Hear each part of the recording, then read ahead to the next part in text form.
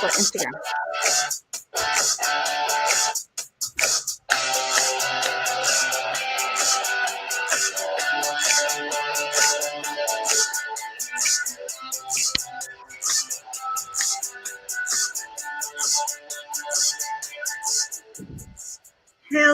Hello, everybody. Welcome to the Emotional Entrepreneur Show with me and my incredible co-host, Jen Fontanilla. Hey, Jen, how's it going?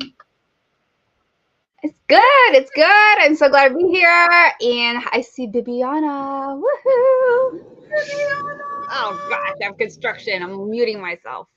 Oh no, I can't hear it. So just so that you know. Yeah. Can't hear it. But there is a lag when you put yourself on pause, but it's all good.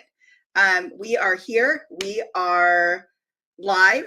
I'm so excited to be live here today with Jen on Instagram at the Emotional Entrepreneur page, on YouTube, and on LinkedIn. So welcome everybody. And we have this show. We are here every Tuesday. Yes, every Tuesday on these three platforms where we stream live and we talk about something different every Tuesday related to emotions, entrepreneurship, how we work through the changes as we evolve in our business, and the personal and professional and emotional changes as we go through the journey of entrepreneurship. So today we're going to be talking about mindfulness and meditation and cultivating tranquility as an entrepreneur and going from that hustle to harmony. So with that said, we have so much to chat about today. Jen, we should just jump right into this and talk about what it means to really, hey, everyone out there, I see Claudia. I'm just going to say a quick hello to everybody. Claudia, Bibiana, we have some people here on, I believe we have some people here on LinkedIn with us. I can't really see unless you start commenting on YouTube. So welcome. And if you have friends that are over on Facebook, bring them over to one of these platforms and they can watch too. And if you missed any of this, remember, you can always catch the replay here on LinkedIn or on YouTube or on Instagram. All right, so let's jump right into this. As I said, we're going to be talking about really finding tranquility through mindfulness and meditation. And I know we like to be mindful, we need to be present, all these great things. But I also know that there's different ways of meditation. And I know that you do this a lot, Jen. You meditate throughout your day, whether it's walking, whether it's beginning your morning, whether it's in the shower, whether it is, just taking a moment out. And it doesn't take long. It doesn't have to take an hour. It doesn't have to take 30 minutes. It can take a minute. So, Jen, thoughts? Yeah, try not mute and unmute because it's just like a drill. I really can't hear it. I can't hear it. Oh, not yet. No, but you're absolutely right. It's like it doesn't have to take long, and I think that's sometimes the misconception. Like, well, I don't have an hour. I don't have 30 minutes. It can be as quick as 2 minutes. It's just the act of slowing down and just getting centered. And I think that's really important for us to, especially if you're new to it, just ease into it and don't feel that you have to tackle on a 45-minute meditation of pure silence. That's a big jump. That's like, I want to run a marathon and you've never even jogged a mile. You know what I'm saying? So it's like, yeah. just ease into it. If you can do 1 minute, great. And then you extend that amount of time if that's the goal. If you feel like I can only do 5 minutes, then do 5 minutes. There's no hard and fast rule of how many minutes you have to put. It's not like, oh my goodness, you're way more enlightened because you can do an hour versus somebody that can only do 10 minutes. So yeah, I think it's so important to just encourage you all to just realize, like, hey, if you can just do a minute here or 5 minutes, it's plenty. Absolutely. I have to give a shout out to Hallie. She is another coach, and one of the things that she taught me is about short meditations. She used to do these 1 minute meditations, and I really used to love them. I still do, because I could take a minute. I can take a minute, take a breath, and really integrate those minutes into my day. It made it so easy. It made it so that I could take a step away, even if I were sitting in my chair. I mean, I could back it up away from the computer. I could back it up in regards to shutting my mind down for, just a minute and taking in those deep breaths, really just coming back to center. I can do that in the shower. For me, in the shower is the greatest thing. I mean, just because I really just kind of shut down my brain and I become more creative. Things start to flow. I start to feel relaxed. So you find your space. Find your space. And again, small bits. Start small. It doesn't have to be. I love what you said, Jen. It doesn't have to be a marathon. We're not going to be able to do a marathon, when you first begin. Anyway, that's just an unrealistic expectation. So for those of you that do meditate, or those of you that do practice mindfulness out there that are with us, we've got some people on LinkedIn, we've got some people on YouTube, we've got some people over on Instagram with us. What are some of your tips? What are the tips that you have for mindfulness and meditation? We want to hear from you. Bibiana says, I'm big into grounding, bare feet, coffee, sunrise, and grass. And she means the grass on the ground. So, and the reason I know this is because Bibiana has talked about this before. She likes to ground herself. She likes to start her morning very early. Sometimes I catch Bibiana. I'm just going to bed at 4. She is getting up at 4 and she is watching the sunrise. She is having her cup of coffee. And, when you're out there, here, Claudia has a comment as well. Visualizing with a vision board and breath work. Oh, I love that. Breathing is so important. What was I watching? I was watching a travel show the other day. I was watching a travel show, and it was the creator of Everybody Loves Raymond. And it's called Someone Feed Phil. And he was in Thailand, and he was at a monastery with some monks. And this monk had showed him a 14-step meditation breath work. And I was like, that is awesome. And it literally took like a minute, those 14 steps. And it was like 1, 2, 3, 4. I mean, it was just 14 steps of trying to get centered and just focus. And I was like, this is really cool. So you'd be amazed at what you learn when you watch Someone Feed Phil. Yeah, I want to also add Melissa Smith on LinkedIn. Thanks for joining us from LinkedIn. Mindfulness and meditation are life-changing practices that have given so much to be present with oneself. There it is, right there. Oh, nice. Yeah, these are great. And yes, grounding is huge, and it's that being able to reconnect with the earth, the elements. And just feeding your soul that moment of reconnecting. And it's even I love doing that at the beach, like just don't you feel different when your feet just sink into the ground, or even in the beach and you're sinking into the sand? It's just reconnecting with earth, Mother Earth. I love that. That's so funny that you say that, because growing up, I was a serious beach girl. I grew up in Santa Cruz, California. That is a beach town. And every time I would go to the beach, and I wouldn't, you take off your shoes and the sand would be hot. I'd dig my feet in and I would take my steps and feel the coolness under the hot sand. So that was the way I got across the beach, because I realized, if you just dig your feet in and feel the cool sand, you'll be able to actually get to the spot that you want to get to. So sometimes, if it's these little tricks that you have, like digging your feet in and feeling the cool sand, if it's taking a breath and starting your morning ritual with just feeling centered and starting the tone of your day with a positive mindset. What are some of the things for those of you that are out there right now? As entrepreneurs, we want to get up and, a lot of times, and I'm guilty of this too, I will grab my phone and I will start to look at it. And I'm like,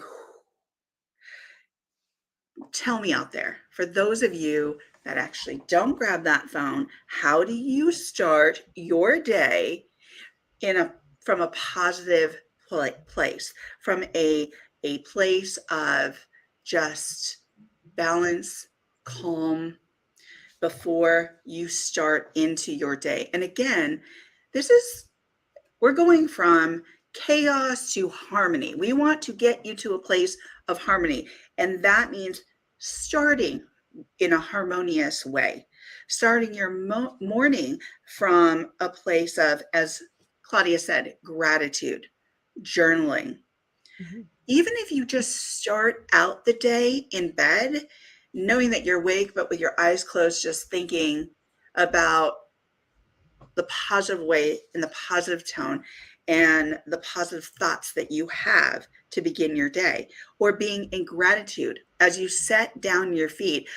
Somebody told me years ago, and I love this, as you're sitting on the edge of your bed, you put the first foot down and you say thanks, or thank, and then the second foot down, thank you for your day.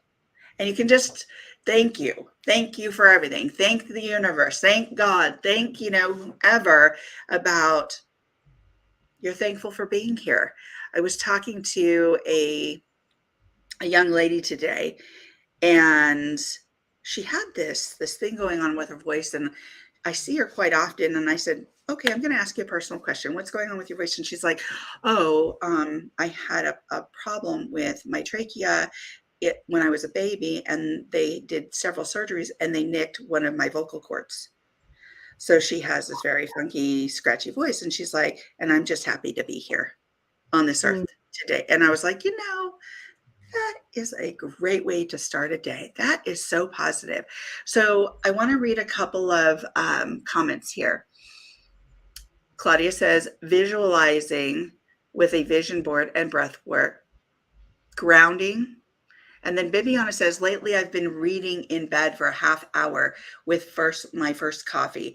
I feel it feels luxurious and amazing, like you just spent a weekend at the Ritz. What a great way. And even if you're not technically at the Ritz, you can feel like you're at the Ritz. You can feel like you're at the beach. You can feel like you're in your favorite place. Visualization can be so calming, and it can be a way to create that balance, that focus, that great way to come into your day. When you visualize, what are some of the things that you are visualizing? When you journal, Jen, in the morning, you do journal in the morning, or is it at night? Or both? Okay. Both. So tell us a bit about your journaling and your morning ritual, and how you started off with your journaling, your breath work, maybe exercise. Yeah. Well, what's interesting is, like, going back to the first question you had about when you wake up, one of the things that I was very adamant about was learning how to not to start my morning in a chaotic state. Yeah. So I had to intentionally put like a do not disturb thing on my phone. It's been like that for years. Like, I don't hear notifications before 9 a.m. I might see it, but if it's in a distance, I don't. If it's not in front of me, I won't even hear it. And it's helped so much because I'm not waking up being reactive. So I make sure that the things that I need to do, whether it's praying, doing meditation, journaling, which they're all things I do in the morning, it's very intentional, and then it's uninterrupted.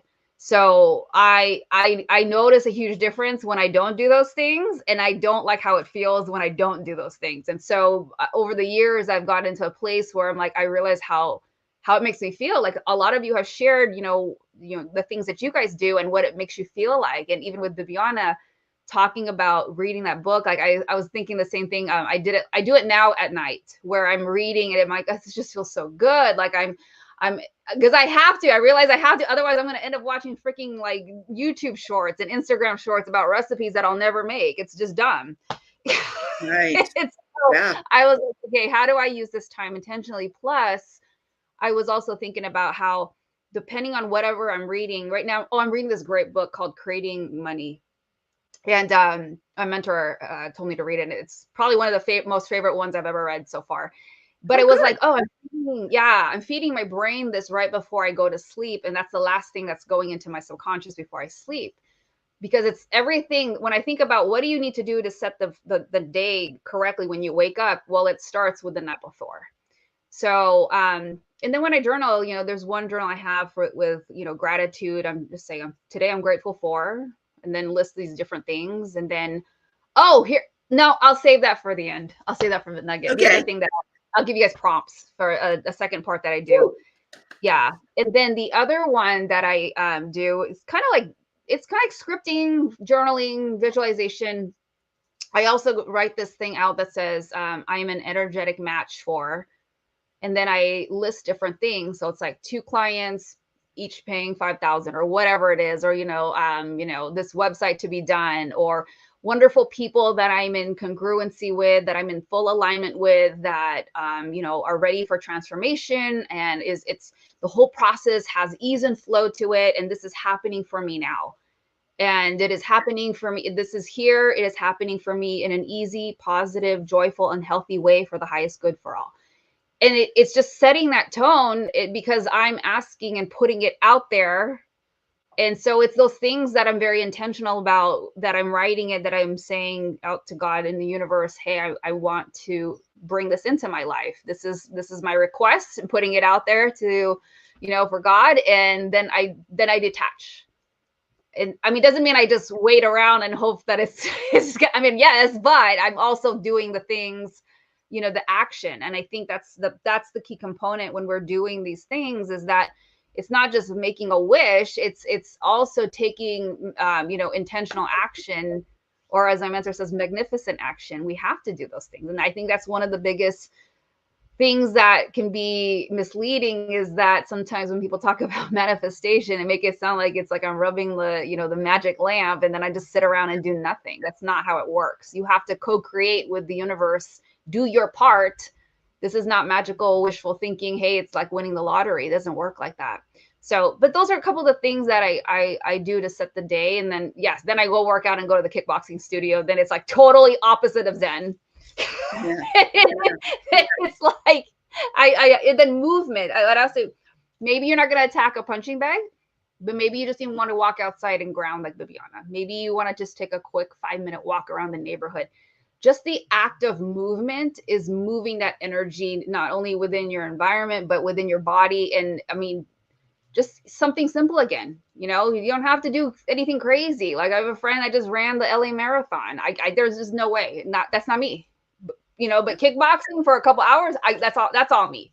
But maybe you're running a marathon is not your thing. I know people that do other kinds of activity, and it's wonderful. Just move, even if it's starting with stretching.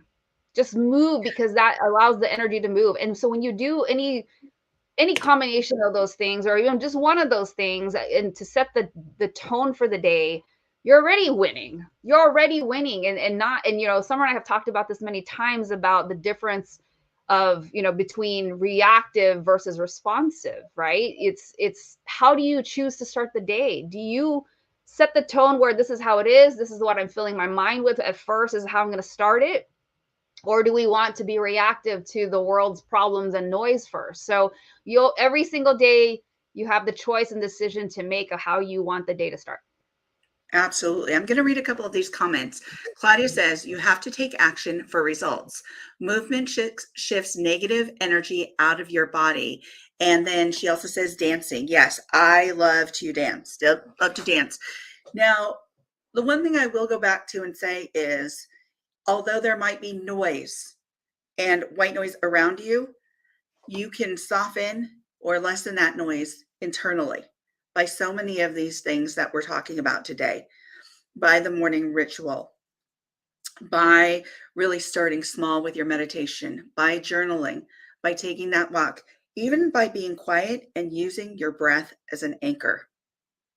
As you use your breath as an anchor and you focus on that breath work, you can just quiet your external and really focus on that breath, that anchor, that even if you listen to that breath as you're breathing in and as you're breathing out.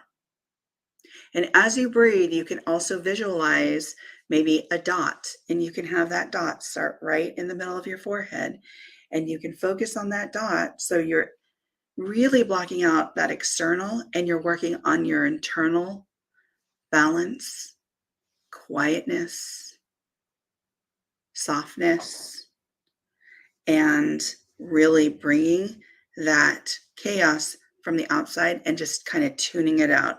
And when you can use your breath as an anchor and use that dot and go from your forehead down to your nose, down to your chin, to your ears, to your neck, to your chest, to your arms, down to your breasts, down to your stomach, down to your buttocks, down to your knees, your toes, you would be amazed how relaxing that is as you do that and follow that dot and listen to that breath and tune out what is around you. It works so well. As a matter of fact, I'm about ready to fall asleep right now. And yes, it's because of the breath work. It's not because I stay up so late. So maybe it's a combination. I'll be honest.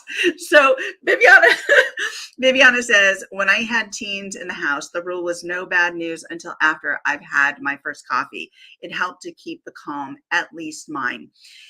And I love that. No news. Here's one thing I will tell you. So when I was going through my dissertation, it was a very stressful time.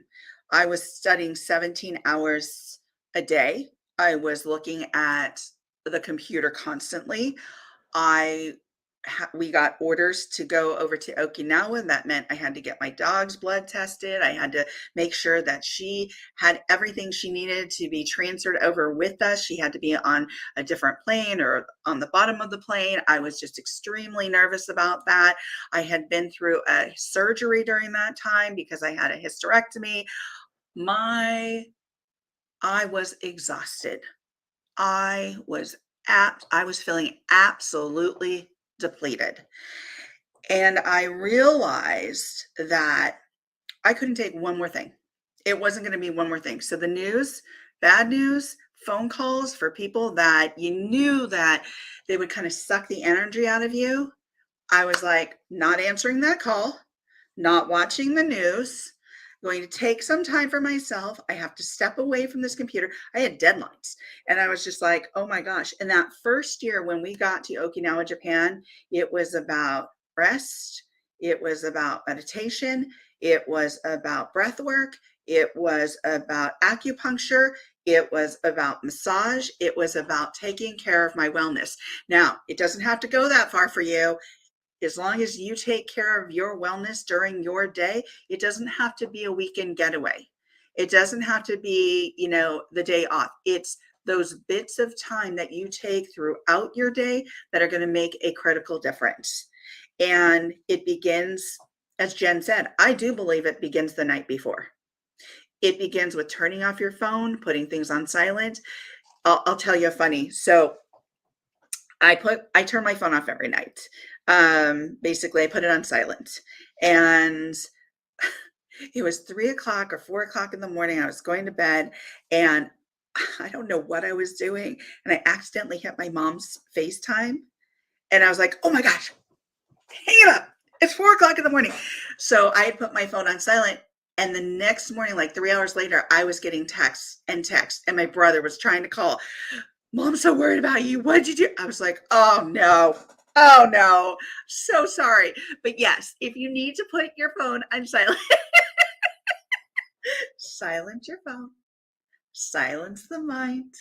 It's okay. And set those boundaries for yourself to be able to practice mindfulness, meditation, to be able to start during your evening and be able to shut it down and not feel guilt about it. And again, it's about creating new habits. So if you haven't tried this, try one of the many things we've already talked about, because even if you just try one thing and get started, it will make such a difference. And here's the other thing I want to mention before I pass this over to Jen. When we get up in the morning, there could be a lot of things going through our head.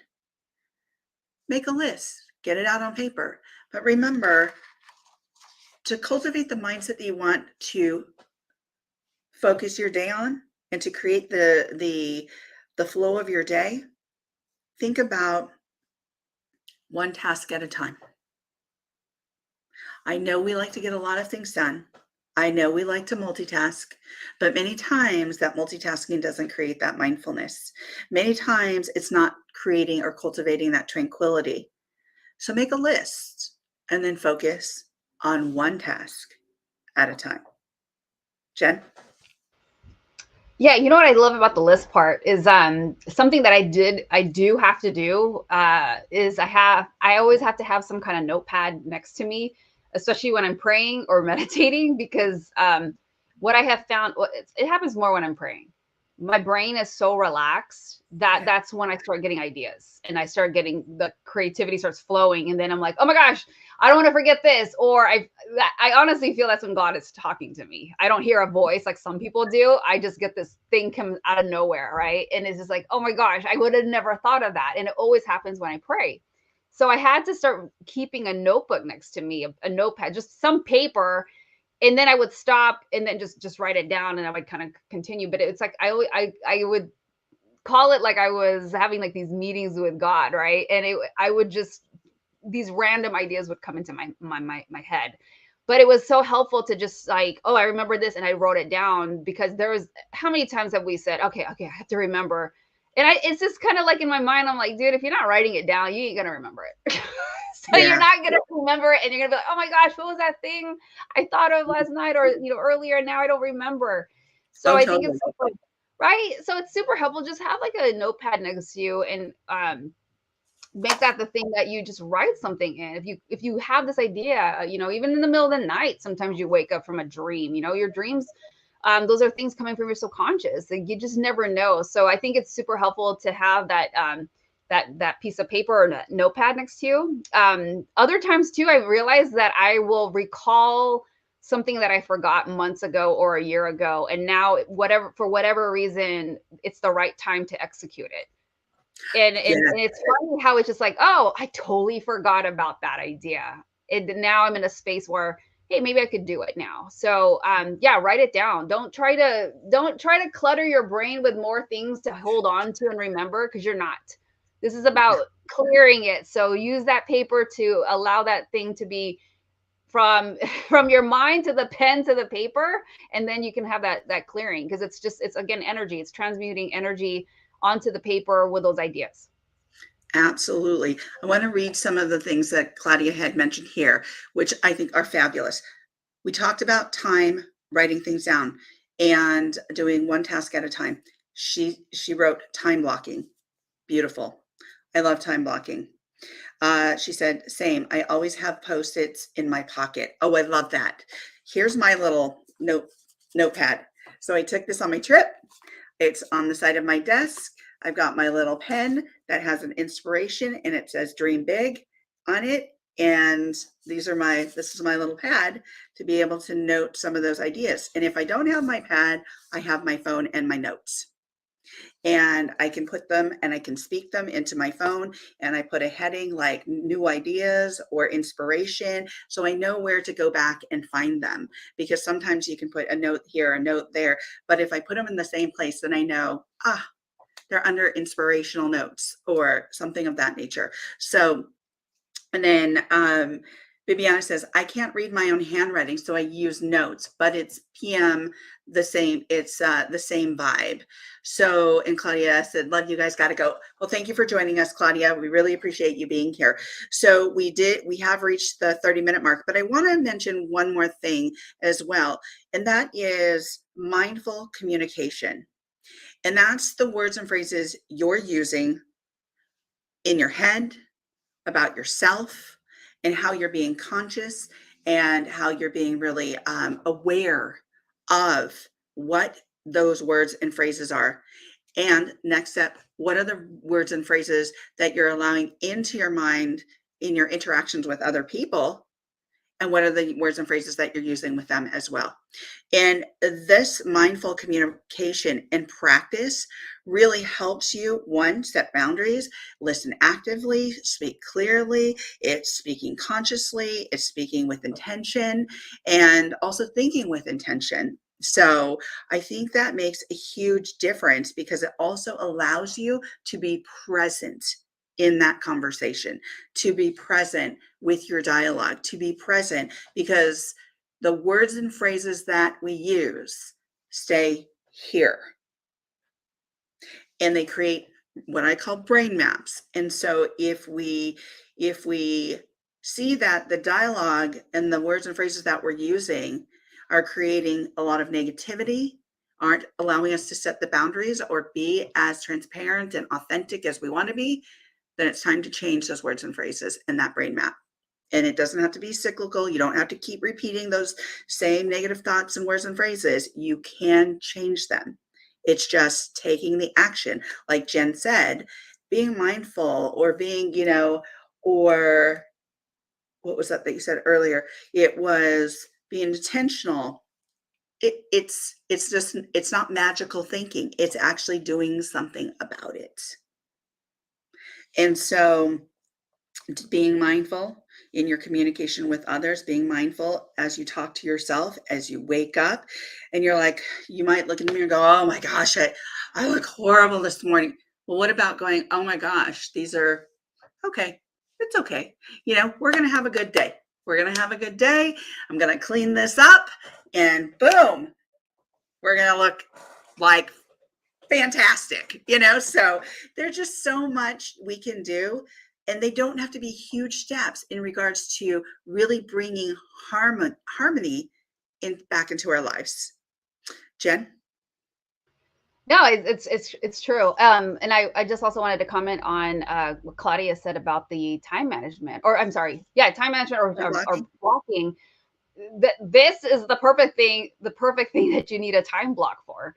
Because if you're saying things like, I don't have time for, grounding, meditating, journaling, I mean, if there's any of those things that you've been wanting to do, but have been saying you don't have time to do, it's the very thing that you need a time block for.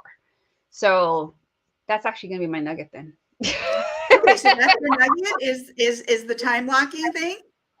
Okay. Yeah, I would say that's my nugget. I think that's important. Like just if you just need to start somewhere, I think it's so important that you go into your calendar and time block, even if it's 10 minutes in the morning. Give yourself the 10 minutes or whatever time it is, and you're going to do it. And just put, me time or whatever you want to call that event in your calendar, and then just take that time and start with like things you're grateful for, or go outside, put the timer on and put your feet in the grass, whatever it is, or take a walk around the neighborhood or around the office building. I used to do that when I worked in corporate. I would use my breaks to walk. Yeah, it was great. I always moved. I've always been somebody who has to move. So 5 minutes and just time block to, or whatever amount of time you want to dedicate to it. Start off small and time block to do those things. So there's no more excuses that saying like, I don't have time. No, if you time block for it and you make an appointment with yourself, it's going to get done. Yeah, absolutely. So I want to add to this too, because working in mental health, we didn't get a lot of breaks. We were supposed to, but we couldn't, because you can't let somebody just wait in the lobby who is in crisis. That it just, that's why healthcare and mental health can be difficult, because although you might be scheduled for a break, you don't want that person waiting out there. You want to be responsive. So what I would say to this is, it's great to time block. I think that's really important. But if you can't, take 30 seconds. Take 30 seconds, get up. Get up from that desk before you do your next triage. Get up from that desk before you do your next assessment. Get up from your desk before you take up that next phone call. And just stretch. It only takes 30 seconds. Take a deep breath in, hold it, breathe out. Do another one. Take a deep breath in, hold it for a few seconds, and exhale out. And do that 3 times. It can take 30 seconds. And guess what? You will feel more grounded. You will feel more centered, because you are going to be racing all around that hospital during the day or during your office. And people would always say, I can hear when Summer's coming because she's got focus. And it was like, boom, boom, boom, boom, boom, boom, boom, boom, boom, because it was like, whew, next stop. So take a moment to relax your brain. Take a moment to relax your muscles in your face, in your arms, in your legs. And it only takes a moment if you can't time block everything. So that's my nugget. I want to read Bibiana's last comment. She said, I'm pretty sure how that hairdo is simply irresistible. Video happens, slap some red lipstick on, and be legendary. So with that, be legendary. We want to start our music. We'll be back here next Tuesday with a new topic, and apply these things to your day. Even if it's one thing, try it this week, and we'll see you next week. We want to hear your comments about if you have tried something that we suggested. Please let us know how it worked for you, or if you thought of a different method that brought harmony to your life as you developed your business, as you are working throughout your day. All right, let's dance this out, everyone. Take care. We'll see you soon. We'll see you next week. Woo!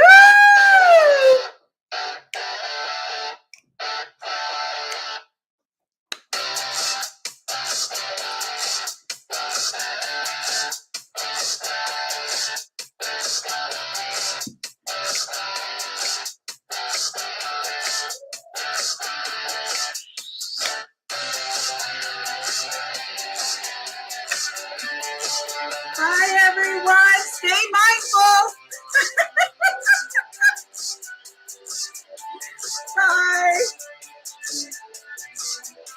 Bye.